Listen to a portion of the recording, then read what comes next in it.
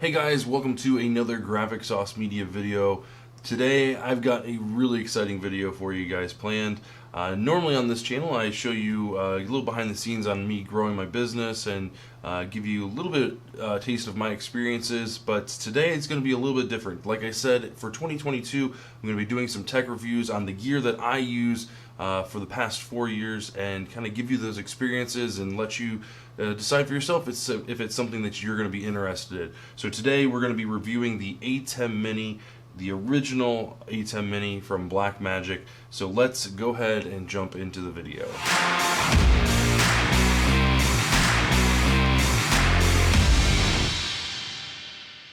Okay guys, so the first thing I want to talk about when it comes to the ATEM Mini is what it's used for.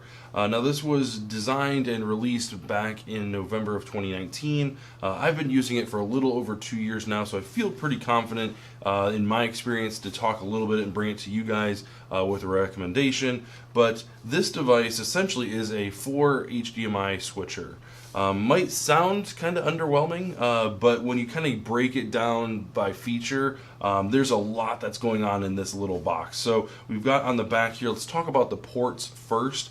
You've got your 4 HDMI inputs, so you've got 1, 2, 3, and 4. This is where you're going to plug in your cameras, your other input devices and things like that, other monitors, computers, things like that. And essentially what you're going to be using this for is for broadcasting and streaming out to the internet.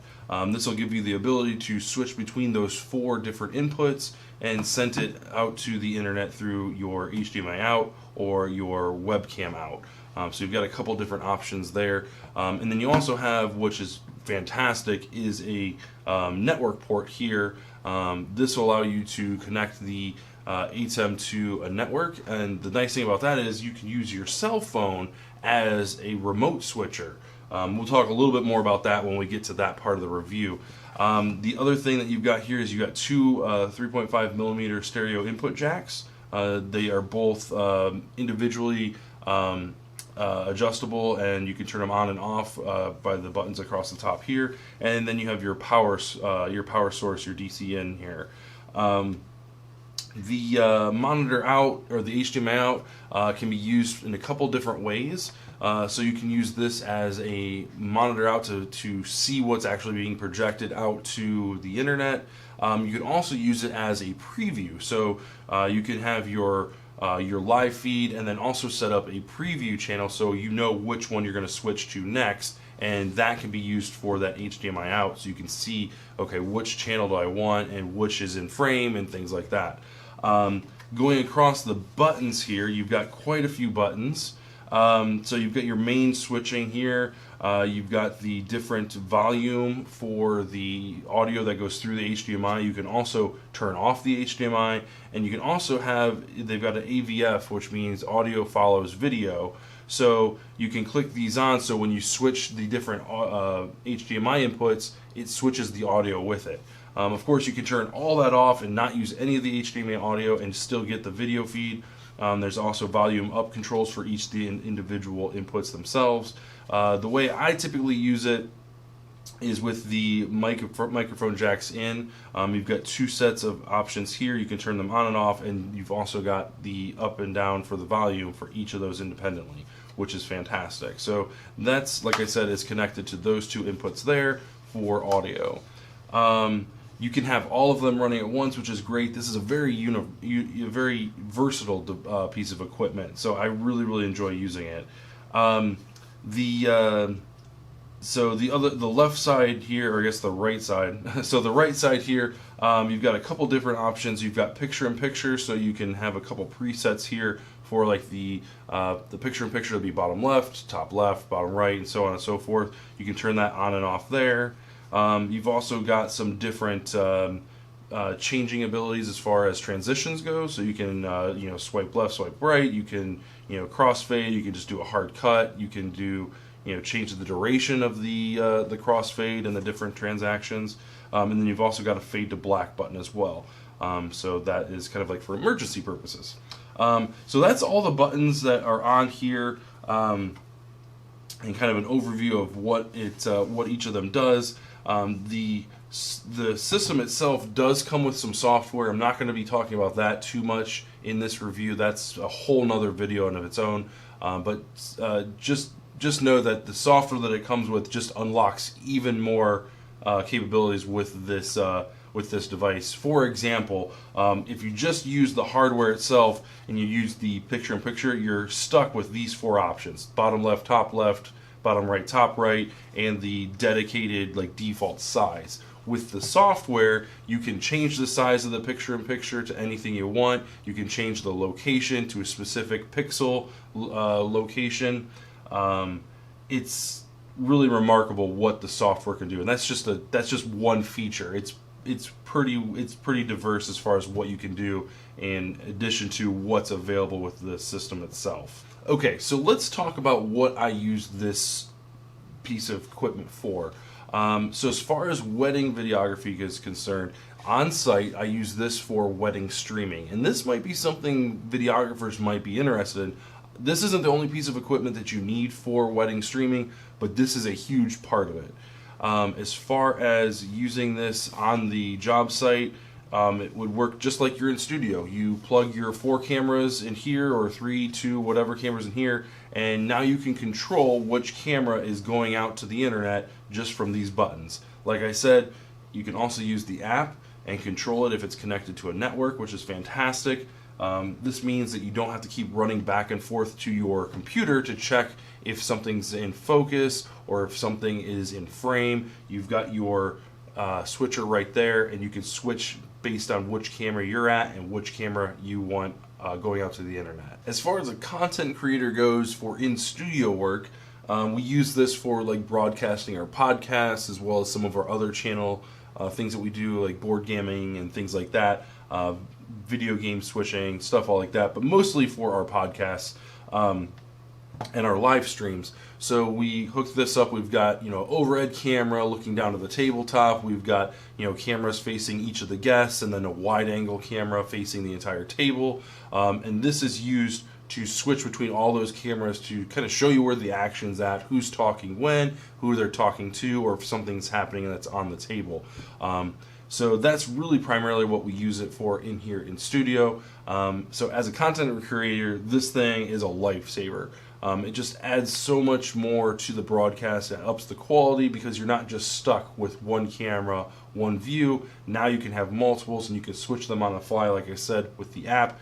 And the nice thing is the app is so easy to use that I can still participate in the conversation with the podcast, still participate in the board game, and have my phone just set up here, and I can just switch while the action's happening. As far as the build quality, this thing is rock solid. You've got kind of an aluminum metal outside. It looks like it has some plastic there as well. You've got some nice rubber buttons. As far as the software is controlled, all these buttons do light up. By default, they're pretty bright. And you can adjust the brightness through the software. The one thing I would have liked to see with these the upgraded models, and we'll talk about those in just a second, is there's no on-off switch. You've got active cooling on this side, or passive cooling rather, on each of the sides, but you only have a power jack, and to turn the thing off, you just unplug it, unscrew it, and unplug it.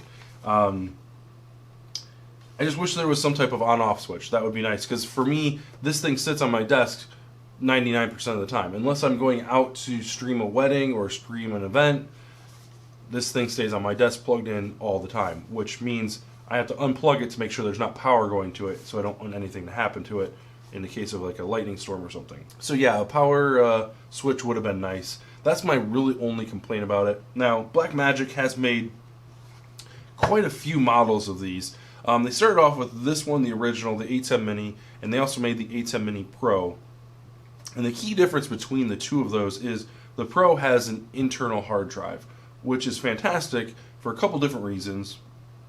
Number one is whatever you're streaming, you can set it up to record, and it records all four inputs, all of your audio, everything like that. Everything that you've got set up into this thing, it's recording to the internal hard drive. The other cool thing about that is, since this is a Blackmagic device, if you use DaVinci Resolve, which is also Blackmagic, it creates a Blackmagic document with all four of these already lined up, all four of these with the audio and everything in sync for you, which is a huge time saver. You don't have to import the audio, import the video, line everything up. It's all right there for you, which is awesome. It makes like the multi-channel feature of Blackmagic DaVinci Resolve super friendly, super easy to use. That's the key difference. Now, the price difference between the two is $200. So $200 to have that functionality, you have to decide for yourself whether or not you need the recording. We'll tell you that this device only outputs 1080p at 60 frames per second. So for those of you that shoot weddings at 4K, the files that you get recorded to this probably aren't what you're looking for unless you're already in that 1080p realm, which I've been there for the first 4 years. I only 6 months ago was able to bump up to 4K. So this might be the device that you're looking for with the included hard drive. So the base model is $295. The Pro version of it is $495. So it's quite a step up for that internal hard drive. Again, there's some other functionality in there as well, but that's the key difference. They also have the ATEM Mini Pro ISO, the Extreme, and the ISO Extreme, all of which have more inputs. I think the Extreme and the ISO Extreme all have 8 inputs, so they've doubled that. The thing is massive.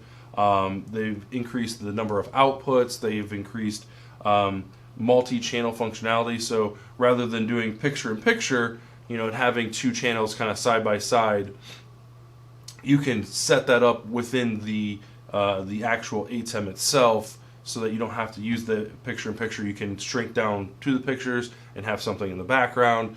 There's a lot of functionality there, and that goes. Those start at $795, $975, and $1,200 respectively. So you have to really kind of decide how many inputs you need, what you're using it for, and honestly, I really do think that between the ATEM Mini and the ATEM Mini Pro, depending on if you need that hard drive functionality, is perfect for wedding videography. Absolutely perfect. Very rarely will you have more than 4 cameras on site at a wedding. If you're doing larger scale events like concerts and things like that, church services and stuff like that, it's possible that you might need to go above 4. But again, for like wedding videography and wedding streaming, this is the perfect device. Had I purchased the ATEM Mini Pro at the very beginning and had that hard drive available to me when I was doing 1080p, that might have made made my day a little bit easier. But the fact that I can record here and record on my cameras at the same time and still have both files, 1080p here and then 4K on the camera, it's just a no-brainer.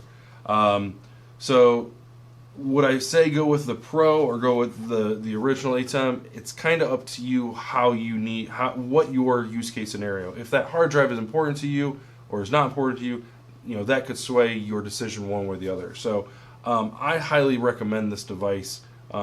It's a workhorse for me. It does great. I've never had it fail. When you unlock the kind of power of the software that comes with it, and again, that's free software, it's amazing. Couple that with the phone application that you have, and you can control it remotely while you're on the same network. It's phenomenal. So again, if you're a wedding videographer and you're looking to get into streaming, this is an excellent product to kind of sink your teeth into. It's a little bit on the pricier side, but for what you're getting, it doesn't really compare to the competitors out there. Again, the hard drive thing aside, this is a really, really good product, and I would highly recommend it. So anyways, I hope you guys enjoyed the video. Like I said, this is the first tech review we did. We're not becoming any type of tech channel by any stretch of the imagination. I just wanted to share with you guys what types of pieces of equipment that I've been using over the past 4 years, and bringing those to you and kind of showing you what I enjoy using, what I've got got good use out of, and what things you should stay away from.